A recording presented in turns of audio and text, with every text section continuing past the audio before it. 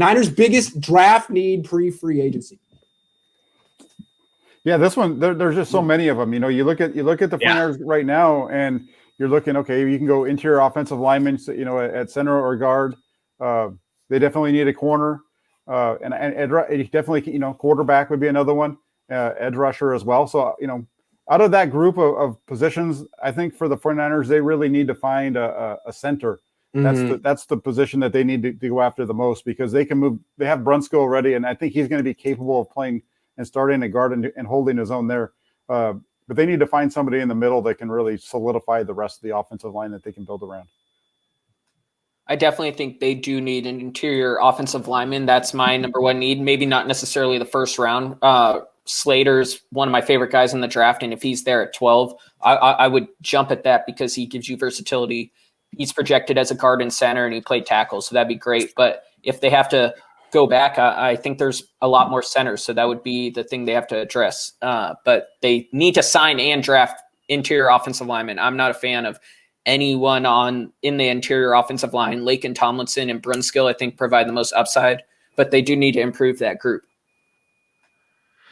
Yeah, I really think it's interior offensive lineman, but just to go against the grain, how about cornerback? It's just something like Grant advocated for last season, and CJ Henderson looked great. So I think it's time, like maybe you got to really sit there and consider we need a good cornerback, because we saw what one lockdown type in Jason Verrett could do.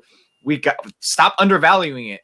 It's time to really get someone that you could be like, hey, we have this guy. We don't have to worry about no more free agencies, no more shelling out. Well, not like they shelled out for Richard Sherman, but no more dipping our hands too heavily in free agency, because now they don't really have the luxury to do so much, especially with the cap the way it is now, and so many other players they got to take care of. So maybe that's somewhere they look from, someone that falls at 12 or whoever it is, but cornerback for sure, given how many free agents they have right now.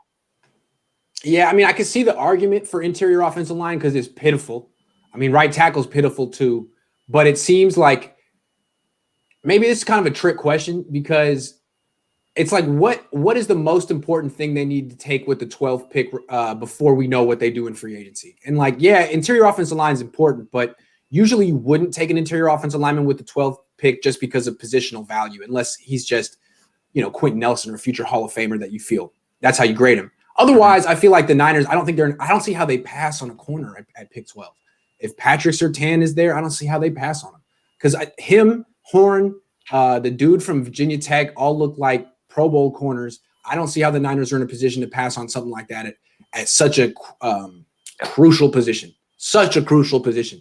So I'm going to say cornerback is the biggest draft need pre-free agency, in the sense that that's what they should target at pick 12, even if they re-sign Jason Verrett.